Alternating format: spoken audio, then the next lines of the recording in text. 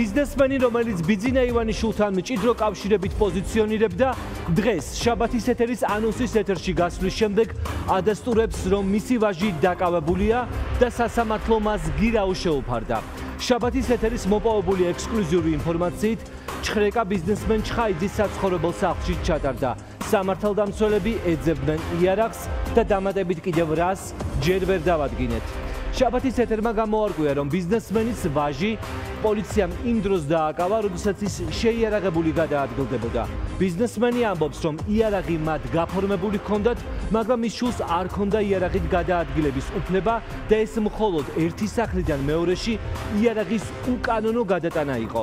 იარაღი უკანონოდ ერთი სახლიდან მეორეში გადაგქონდა, თუ რაიმე სხვა დანაშაულის განზრახვა არსებობდა, ეს უკვე გამოძიების დასადგენია. ექსკლუზიურად ყველა დეტალი მარიამ გაფრინდაშვილმა გაარკვია, ახლა ის მოგუყვება პირდაპირ ეთერში რა ხდება და რატომ ხდება.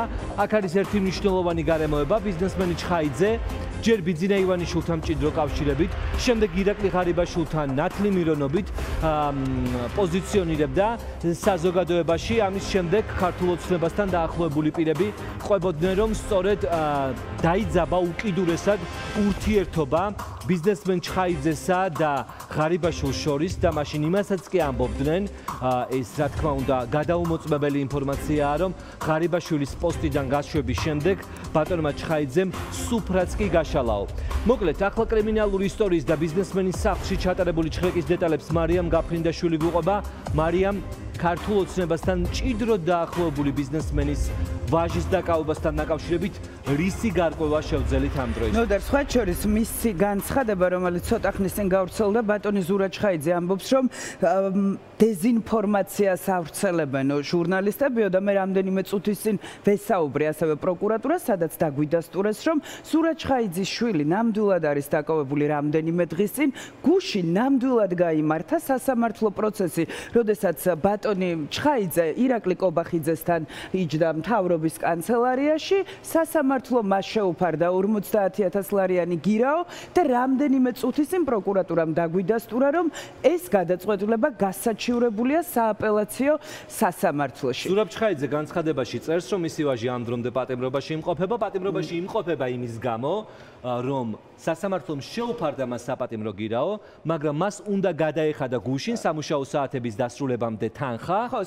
სხვა შორის რამდენიმე წუთის წინ ასევე ჩვენ მოვიპოვეთ ინფორმაცია, რომ ის ქონებით ანუ პროცედურებია, ქონებით აპირებს ამ გირაოს უზრუნველყოფას, შესაბამისად, ხო, დასვენების მას შეეძლო, რომ გუშინვე გაეთავისუფლებინა, ეს გადაწყვეტილება სასამართლო მიიღო, პროკურატურა ითხოვდა პატიმრობას, ჩვენ ვსვავთ კითხვას, როდესაც სხვა ანალოგიური შემთხვევების დროს და შეიძლება უფრო მსუბუქი დანაშაულის დროსაც ჩვენ ვხედავთ ადამიანების ციხეში გაშვებას და მთელ სერიალს უყურებთ ბოლო 6 თვის განმავლობაში, მაშინ რა პრინციპით, პრაქტიკით ხელმძღვანელობდა სასამართლო, როდესაც ქართულ ოცნებასთან დაახლოებული ბიზნესმენის შვილის შემთხვევაში მიიღო გადაწყვეტილება, რომ ის გირაოთი უნდა გათავისუფლებულიყო. პრინციპში მადლობა ზურაბ ჩხაიძემ ქართულ ოცნებას გუშინ გადაუხადა, ირაკლი კობახიძესთან შეხვედრის დასრულების შემდეგ ის მადლობებს უხდიდა ირაკლი კობახიძეს იმ რეალობის თვის, რომელიც დღეს საქართველოში არსებობს და ამბობდა, რომ სხვა შორის იქ იყო ძალიან საინტერესო დეტალი, რომ წინაო მართველებისგან განსხვავებით კობახიძემ სრულიად განსხვავებული გეგმები წარმოგვიდგინაო, როგორც იტყვიან ღარიბაშვილის ბოსტანში ის რო დაკენჭებს. ოკეი, მივყვეთ ახლა ჩვენ რა დავადგინეთ ამ სისხლის სამართლის დანაშაულთან დაკავშირებით, როდის რა ვითარებაში და სად მოხდა ეს ამბავი? ნოდარ, ჩვენი ინფორმაციით ნიკო ჩხაიძე დააკავეს ვაკე-საბურთალოს ტერიტორიაზე, ის გადაადგილდებოდა ჩვენი ინფორმაციით მისივე კუთვნილი ავტომობილით და როგორც ხდება ცნობილი, ის შეაჩერა ჯერ საპატრულო პოლიციამ, შემდეგ ადგილზე მივიდა კრიმინალური პოლიციის დანაყოფი და მოხდა მისი ჩხრეკა. ავტომობილში იპოვეს ცეცხლსასროლი იარაღი, ჩემს უცნობია ეს ოპერატიული ინფორმაციის საფუძველზე მოხდა მისი გაჩერება, თუ რეიდი იყო, ყოველ შემთხვევაში დაზუსტებით უცნობია, მაგრამ ვრცელდება ინფორმაცია, რომ შემთხვევით რეიდის დროს მოხდა მისი გაჩერება. აქ არის ერთი ძალიან მნიშვნელოვანი დეტალი, რომ საპატრულო პოლიციის ეკიპაჟი დღის განმავლობაში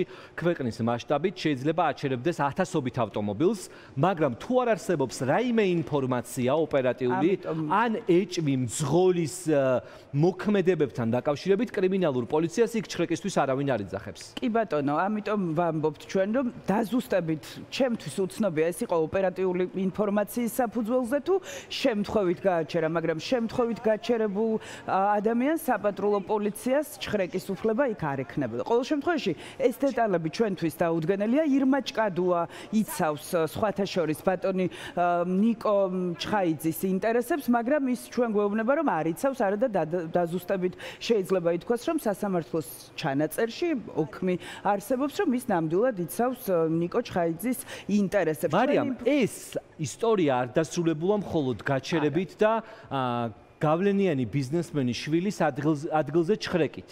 ჩვენს მიერ მოპოვებული ინფორმაციით, ამის მერე კრიმინალური პოლიცია კიდევ უფრო შორს წავიდა და ბიზნესმენ ჩხაიძის სახლში შევიდა. კი ბატონო, ფალიაშვილის ქუჩაზე, სადაც ცხოვრობს ბატონი ზურა ოჯახთან ერთად, იქ ნამდვილად იმყოფებოდა კრიმინალური პოლიციის არაერთი თანამშრომელი, ჩატარდა ჩხრეკა მათ სახლში და ჩვენს უცნობია რა მოიღეს სახლიდან, მაგრამ დადასტურებით შეიძლება ითქვას, რომ ნიკო ჩხაიძე დააკავეს ვაკე-საბურთალოს ტერიტორიაზე და ნივთმტკიცებად ცეცხლსასროლი იარაღი მის წინააღმდეგ დევს საქმეში, ამ იარაღს ჩაუტარდება ექსპერტიზა და ეს პროცედურები მიმდინარეობს ახლა. აქ არის კიდევ ერთი ძალიან მნიშვნელოვანი დეტალი, ქართული ოცნების მმართველობას, რომ არ დაეხურა სასამართლო პროცესები, გუშინ გამართულ სასამართლო პროცესზე ჩვენ ყველაფერს გავიგებდით, რა ვითარებაში რა მოხდა, ჩხრეკის შედეგად რა იყო ამოღებული, ან რატომ გადაწყვიტა საპატრულო პოლიციამ, რომ კრიმინალური პოლიცია გამოეძახებინა და ჩხრეკა ჩაეტარებინა, თუმცა ქართულმა ოცნებამ დაგვიხურა სასამართლო დარბაზები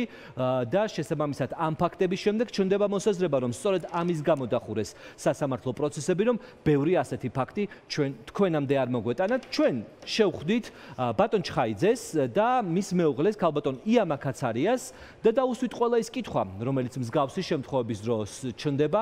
ახლა ჩვენ შეგვიძლია მათ პასუხებს მოусმინოთ. სასამართლოში თქვენი შვილის გირაოთი გამოშვება, როგორ დაალაგეთ?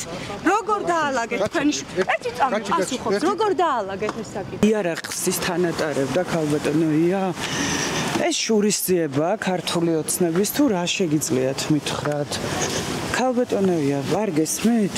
არა, რაღაცას უსმენ. ხო და მიპასუხეთ, როგორ დაალაგდა, რომ გირაოთი გამოვიდა თქვენი შვილი? ექიმს ველაპარაკებ. არა, მესმის, რომ ექიმს ესაუბრებით, მაგრამ ჩხრეკა ჩატარდა თქვენ სახლშიც და იქნებ მიპასუხოთ. კითხვები ჩნდება, ქალბატონოია, თქვენი კავშირები ქართულ ოცნებასთან და ხოლი მაქვს ექიმთან და არ მაინტერესებს ეხა რაზეც მე. არა, საზოგადოებრივი ინტერესი არსებობს, იმიტომ რომ გირაოთი გამოუშვეს თქვენი შვილი და თქვენი გავლენები და ურთიერთობები ქართულ ოცნებასთან ყველა მიცის და ამიტომ ჩნდება ეს კითხვები. რატომ არ შეიძლება რომ გვიპასუხოთ? მითხარით, ღარიბაშვილთან ურთიერთობები დაალაგეთ, ქალბატონოია, თქვენმა ქმარმა ღარიბაშვილთან დაალაგა. დღეს შეხვედრაზე იყო თქვენი ქმარი პრემიერთან, იმ დროს, როდესაც თქვენი შვილის საქმე სასამართლო განიხილავდა და უკაცრავად. ჩნდება კითხვა, ეს არის ერთი რიგითი კრიმინალური ისტორია, თუ იმ ბიზნესმენებს, რომლებსაც ერთ დროს ქართულ ოცნებასთან მჭიდრო კავშირი ჰქონდა და შემდეგ ურთიერთობები გაუცივდათ, გარკვეულ სიგნალებს გადასცემს ამით დღეს ძალაუფლების მქონე ჯგუფი ქართული ოცნებიდან. რატომ ჩნდება ეს კითხვა?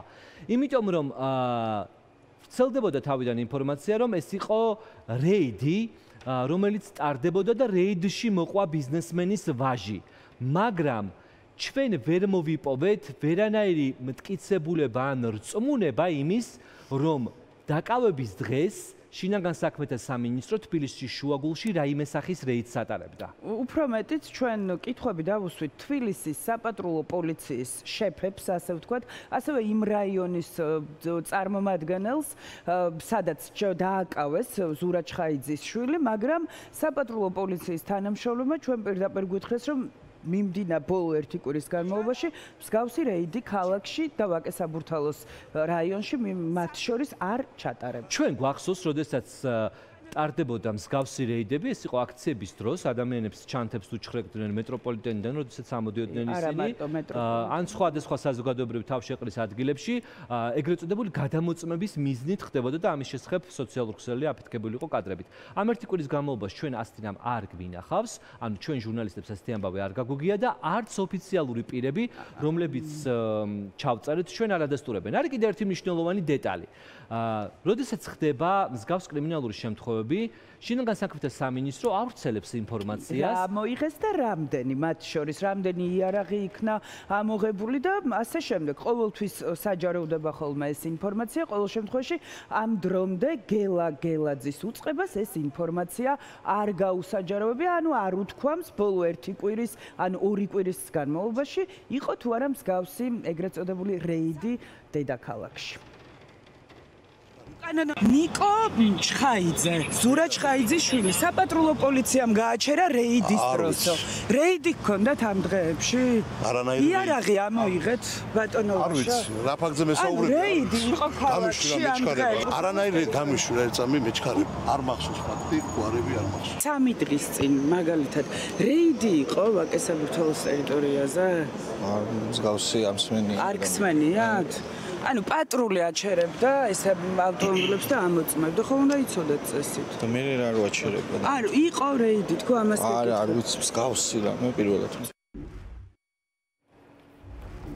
მარიამ, ეს არ არის პირველი შემთხვევა, როდესაც ქართულ ოცნებასთან მჭიდრო კავშირში ყოფი ბიზნესმენის, გავლენიანი ბიზნესმენის ვაჟის სახელი და გვარი სისხლისამართლის საქმეში ფიგურირებს, მანამდე არსებობდა კიდევ ერთი საქმე. კი ბატონო, ეს არის ნიკო კვარაცხელიას საქმე თბილისის ცენტრში, მოკლული ნიკოს საქმე, სადაც მოწმის სტატუსით იყო ბატონი ზურა ჩხაიძის შვილი გამოკითხული, რა ის გახდა პროკურატურისთვის მაშინ საინტერესო, იმიტომ რომ მკვლელობაში ბრალდებული აკოჭელიძე მან ჩაიყვანა ძმებ კაკულიებთან სომხეთში და ერთი კვირის განმავლობაში ის ძმებ კაკულიებთან ერთად იმყოფებოდა სომხეთში, მაშინ ის დაიბარეს გამოკითხვაზე, სხვა შორის მაშინ ჩვენ მის ძმასთან ჩავწერეთ ინტერვიუ, იმიტომ რომ თავად ჩხაიძე თბილისში არ იმყოფებოდა და ის ამბობდა, რომ კაკულიები ცდილობდნენ მის ჩართვას აი ამ უმძიმეს დანაშაულში. მისი ჩვენება მაშინ გავიდა TV1-ის ეთერში და ახლაც ჩვენ შეგვიძლია ახლა ამ ჩვენების ნაწილს მოусმინოთ.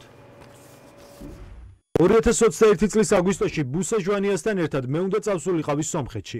თუმცა ბუსამ წამოსვლა ვეღარ შეძლო და ერევანში წასვლა მე მისი იაგუარის მარკის ავტომობილით გადავწყვიტე.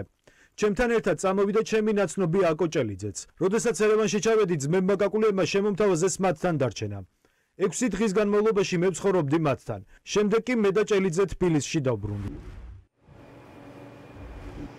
მარიამ, ამ ისტორიაში არის საინტერესო დეტალი, რომ პროკურატურა ამტკიცებს, რომ ჩვენ ვითხოვდით პატიმრობას, ანუ ის ხედავს ამ დანაშაულის სიმძიმეს ასე, მაგრამ სასამართლო ამბობს, რომ არა, ის უნდა იყოს საპატიმრო გირაოს ქვეშ, ანუ თუ ფულს გადაიხდის, მოხდეს მისი გამოშვება. კი ბატონო, და სხვა შორის ძალიან საინტერესოა ოდენობა, ამ გირაოს ოდენობა არის 50,000 ლარიც და ესეც საინტერესო დეტალია. პროკურატურა ითხოვდა პატიმრობას საქალაქო სასამართლოში, არ დააკმაყოფილა მოსამართლემ ეს შუამდგომობა და ახლა უკვე პროკურატურა ითხოვს ისევ პატიმრობას მეორე ინსტანციის სასამართლოში და ხოლმე დავადაა, როდის უნდა გაიმართოს ეს პროცესი? უახლოეს დღეებში უნდა გაიმართოს ეს პროცესი და ვნახოთ რა გადაწყვეტილებას მიიღებს ამ შემთხვევაში უკვე მოსამართლეთა კოლეგია გაუშვებს ისევ ციხეში ნიკო ჩხაიძეს თუ დატოვებენ თავისუფლებას.